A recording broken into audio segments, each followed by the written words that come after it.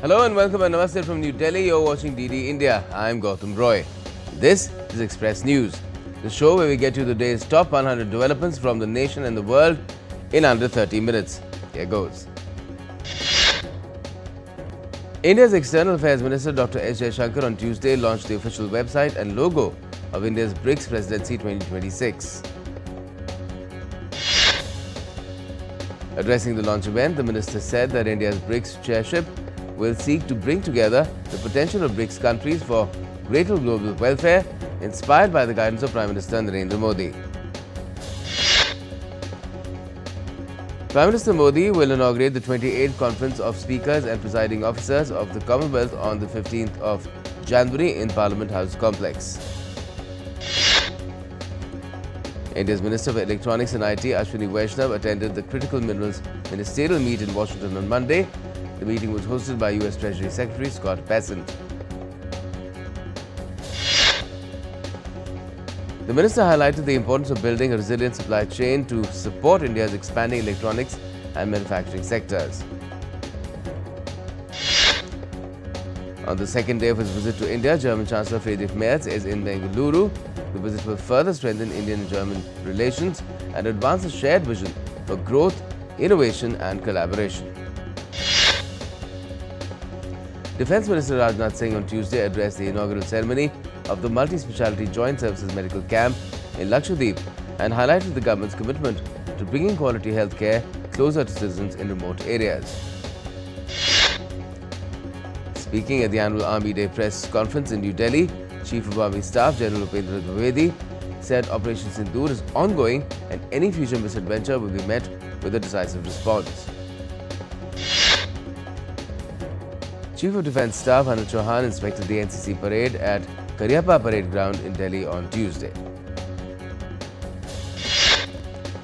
Chief of Defence Staff Services Chiefs and Air Chief Marshal paid homage to the fallen soldiers at the National War Memorial in Delhi on the 78th Army Day on Tuesday. India's Defence Research and Development Organization, or DRDO, successfully flight tested the third-generation fire and forget man-portable anti-tank guided missile with top attack capability against a moving target in Maharashtra's KK ranges on Monday. Vice President C.P. Radhakrishnan inaugurated the Drug-Free Campus campaign at the University of Delhi on Tuesday. The Vice President called for collective action to protect India's youth and urged the students to become ambassadors of our Nasha Mukt Bharat or Drug-Free India. Highlighting that India is a youthful nation, the VP described substance abuse as not merely a personal problem, but a serious social challenge, public health concern, and a threat to the country's demographic dividend. The event was also attended by Union Minister for Education Dharmendra Pradhan. Addressing the gathering, he said that the path to developed India passes through drug-free youth power. India's Home and Cooperation Minister Amit Shah inaugurated various development projects worth over 267 crore Indian rupees in Gandhinagar, Gujarat on Tuesday. Addressing the gathering, the minister stressed that the country will emerge as the world's third largest economy by the end of next year.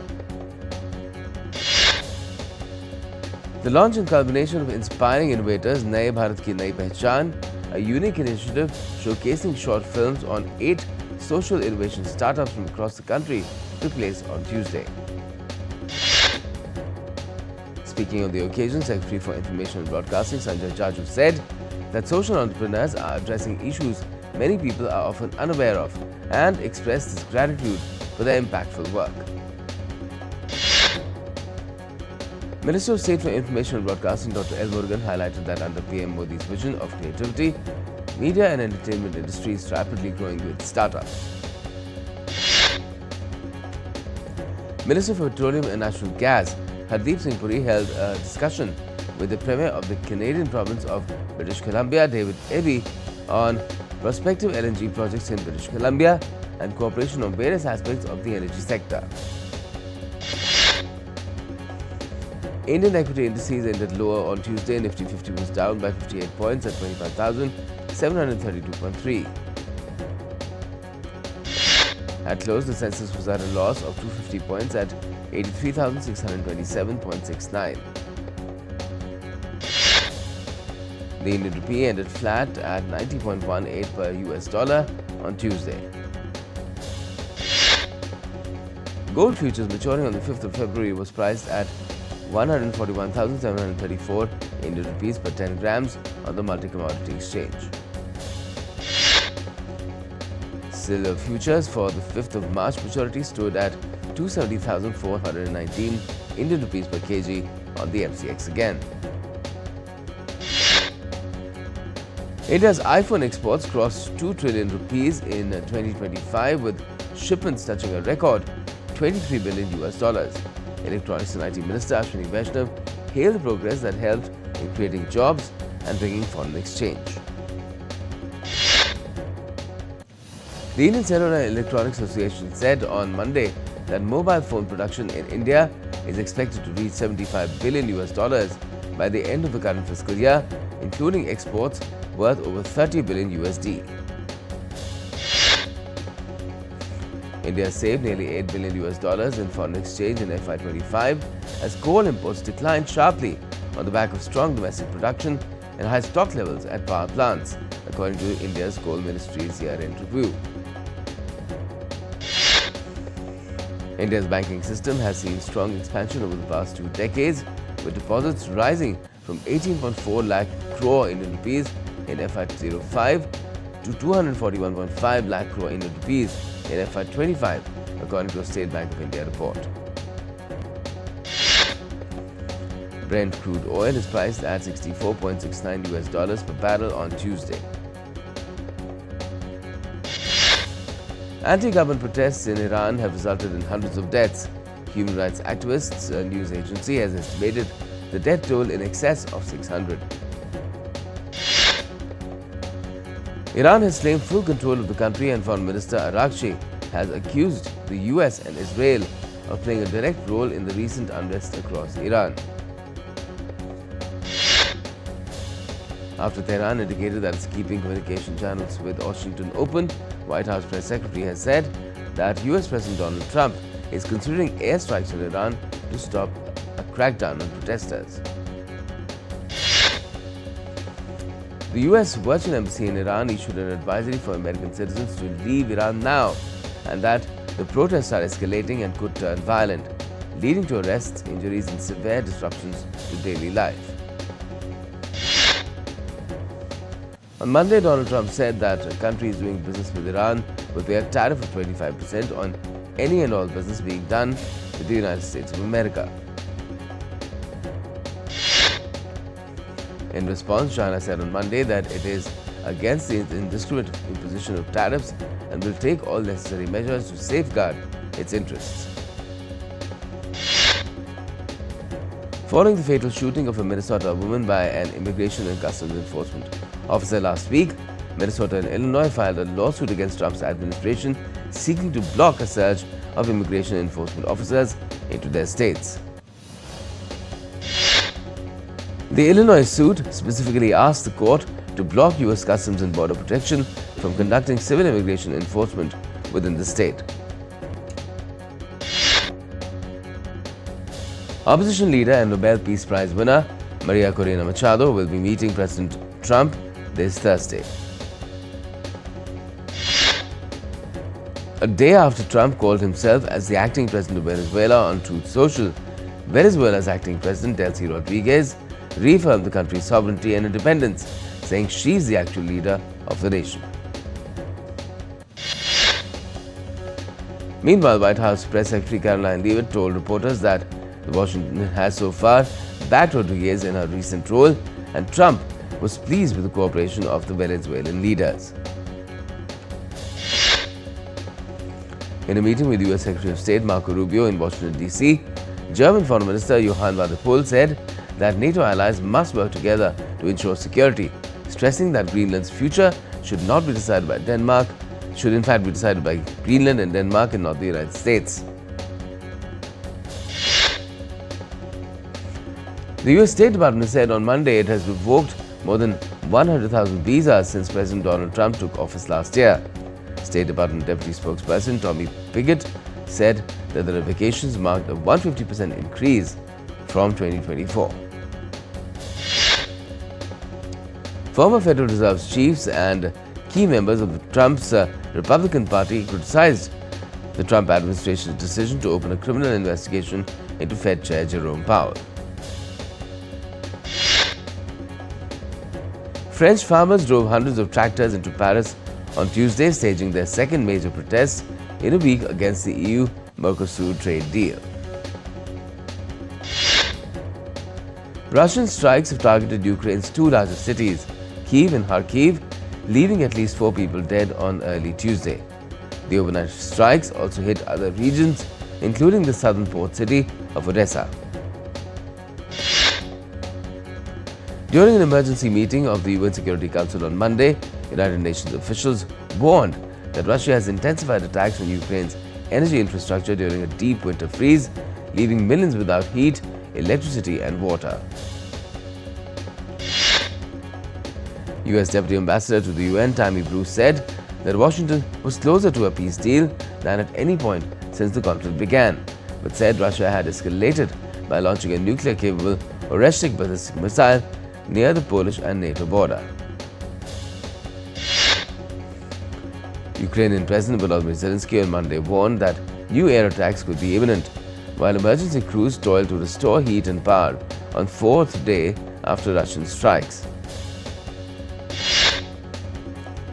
A 28-year-old Hindu auto rickshaw driver, Sameer Kumar Das, was brutally murdered in Bangladesh's Feni district on Sunday night after assailants fled the scene with a vehicle. We're taking a quick break now. On Express News, keep watching DD India for the latest.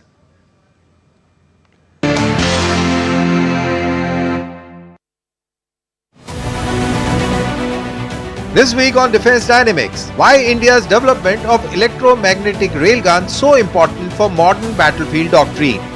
What is Drishti 10 and why is it emerging as a critical pillar of India's maritime security? Why India's successful conduct of long-duration ground test of scramjet combustor so strategic for India's hypersonic missile program? And in my take, we decode why Pakistan is pushing the JF-17 across the Islamic world. Watch Defense Dynamics this Wednesday at 8 p.m. IST only on DD India.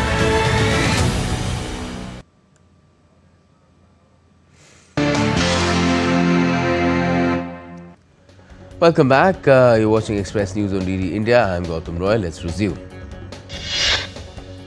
Fresh lava fountains erupted from Hawaii's Kilauea volcano on Monday, marking its 40th eruption. The volcano continues to remain highly active, drawing tourists with dramatic fiery displays. Heavy snow blanketed inner and eastern Turkey, disrupting traffic but easing drought. Snow exceeded 20 centimeters in some areas, while road clearance continued across several provinces. Cold wave conditions continue in the Kashmir Valley as Srinagar recorded a minimum temperature of minus 4.9 degrees Celsius. Shimla will continue to experience dry cold with light snowfall expected in higher reaches from the 16th of this month. The Indian Meteorological Department has issued red alerts with severe cold wave and dense fog for northern states of Punjab, Haryana and Delhi. The Delhi airport has implemented low visibility procedures due to fog, but flight operations are currently running normally according to the latest travel advisory. The IMD also issued orange alert for North Indian state of Uttar Pradesh as cold wave conditions continue to prevail over the region. Chandigarh woke up to dense winter fog covering Sukhna Lake, reducing visibility and creating a chilly start to the day. Heavy rains in Tamil Nadu's Mailadurai district have disrupted daily life and caused fear among farmers over damage to samba crops. Schools in Puducherry's Karaikal region remained shut on Tuesday due to heavy rains. The festival of Lohri is celebrated across India on Tuesday, to symbolize the end of the coldest period of the year and the arrival of longer days. In Jammu and Kashmir's Samba district, border security force personnel celebrated Holi with traditional bonfires, festive treats and dance. In Rajasthan's Udaipur city, an artist made history by crafting 75 ultra-microscopic kites from gold in 75 hours. Each kite resembling tiny gold dust particles marks a world-first achievement and has been recorded in the Hindustan Book of World Records. A helicopter service was launched in Gulmarg to boost tourism and improve access to high-altitude spots like Aparvat and Sunshine Peak. The initiative will enhance tourist experience, attract high-end visitors, create local jobs and strengthen Gulmarg as a year-round destination. Festive cheer gripped Assam amid preparations for Uruka, the eve of Bhogali Bihu. Markets across the state saw heavy crowds buying fish, meat and traditional delicacies. Publishers and authors at the 53rd in New Delhi World Book Fair at Bharat Mandapam celebrated a strong visitors turnout with over 1,000 publishers from 35 countries showcasing diverse genres and languages. With free entry and convenient timings, the 9-day fair, organized by the National Book Trust until the 18th of this month, has attracted crowds eager to discover everything from bestsellers to niche titles, highlighting India's military history this year. Now, despite freezing temperatures, devotees took a holy dip at the Sangam in Prayagraj as part of the ongoing 45-day Prayag Magh Mela, which runs from Paush Purnima to Mahashivratri. In Mandsaur, Madhya Pradesh, opium farming has reached its peak, with poppy fields blooming. Farmers are preparing to harvest the capsules carefully, ensuring security and precision for latest extraction used in medical products like morphine and codeine. Ahead of India's Republic Day, security personnel from central and state agencies hoisted the national flag on multiple uninhabited islands of the Gulf of Mannar to raise awareness about island protection and security. Four-legged robots were deployed for the first time during a Japanese ground self-defense force exercise or drill as the 1st Airborne Brigade integrated unmanned ground vehicles into its annual New Year exercise in Narashino. Two pandas at Vienna Zoo, born in China, are enjoying the snow as Vienna's winter climate resembles their natural habitat. The pandas were removed to Vienna in April 2025. Vietnam National Fine Arts Museum received 979 artworks from the Fine Arts Association, marking its largest handover and expanding public access. Australia's Magic Millions Carnival has begun on the Gold Coast, featuring top horses, yearling sales and celebrity visitors like Princess Zara Tindall. The 10-day event includes the richest race on Saturday with $3.75 million at stake, boosting tourism and local economy. Copenhagen's historic Round Tower has had its 3-ton copper observatory dome lifted down for restoration due to leaks. New copper will be fitted and the landmark is set to reopen to visitors in autumn. Entertainment now, and teaser for the horror film The Mummy has been unveiled on Monday. The film is directed by Lee Cronin and will hit theatres in April this year. The teaser for the new season of One Piece was released on Monday. Season 2 will premiere on the 10th of March with Mexican actor Inaki Godoy returning as Monkey D. Luffy. New crime thriller film starring actor Matt Damon and Ben Affleck, The Rip, releases on the 16th of January on an OTT platform. Directed by Joe Carnahan, the film explores themes of corruption and trust within a tense, action-packed story. Hollywood mega blockbuster Avatar Fire and Ash continues its box office streak, landing at number 1 for the 4th weekend in a row. Avatar's global total gross $1.23 billion. A new song, Jaate Hue Lamho, from upcoming sequence sequel of Bollywood classic Border 2, was unveiled on Monday. The song, a timeless classic by Anu Malik and Javed Akhtar, has been reimagined by Mithun. Sonakshi Sinha and Paresh Rawal's horror mystery Nikita Roy released on an OTT platform on Monday. The film explores the clash between logic and faith after a mysterious death. The much-awaited trailer of Rani Mukherjee's Tara, Mardani 3 has been finally unveiled. The film is set to hit the theatres on the 30th of this month. The trailer of Bollywood actress Sobhita Duripala's crime thriller, Chikatilo, was unveiled on Monday. The actress plays a true crime podcaster who uses a podcast to uncover the 2-decade-old secrets of a long-dormant serial killer. Bollywood blockbuster Dhurandhar continues a strong overseas run, earning $31.5 million in international markets after 6 weekends. Zoya Akhtar, Reema Kakti produced docu-series In Transit has been nominated for Outstanding Documentary at the 2026 GLAAD Media Awards, recognizing inclusive and authentic representation. India's Ministry of Youth Affairs has directed NSFs to set up Make in India in sports and international relations committees, boosting indigenous manufacturing. Carlos Alcaraz trained at Melbourne Park ahead of the start of the Australian Open. He seeks a career Grand Slam, facing challenges from defending champion Yannick Sinner, aiming for a three-peat. Nick Kyrgios has confirmed he will skip singles at the Australian Open 2026, focusing instead on doubles as he returns from injury, while Stan Wawrinka received the final wildcard. Australian cricket captain Alyssa Healy will retire after India's series in March, ending a 15-year-old career with 300 matches, 7,000 plus runs, 275 wickets and record 8 World Cups.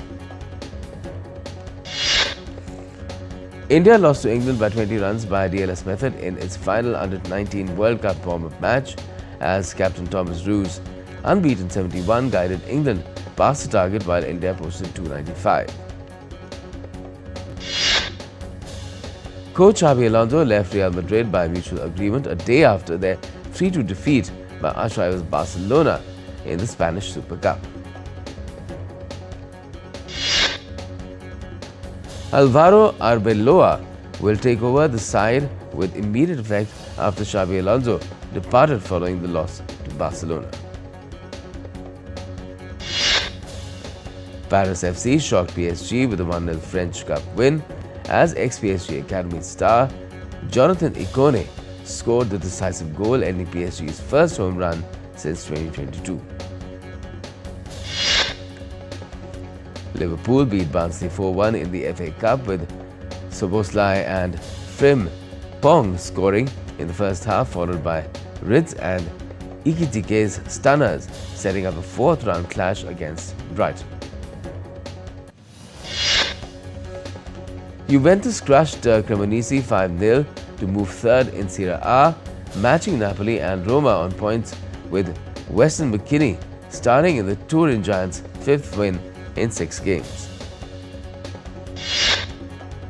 The US is to invest $150 million in counter-drone tech for FIFA World Cup and 250th anniversary as the Department of Homeland Security launched a new office and FEMA grants $250 million to states hosting marches.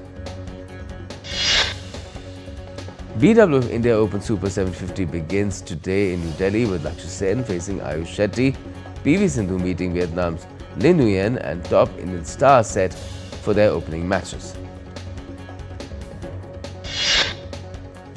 Pascal Siakam's late floater sealed Indiana Pacers' fate at 98-96 over Boston Celtics with 21 points as Jaylen Brown sat out and Derek White missed a last-second three-pointer. Magnus Carlsen has confirmed his participation in Norway Chess 2026, with the event moving from Stavanger to Oslo. The world number 1 will defend his title from the 25th of May to June the 5th.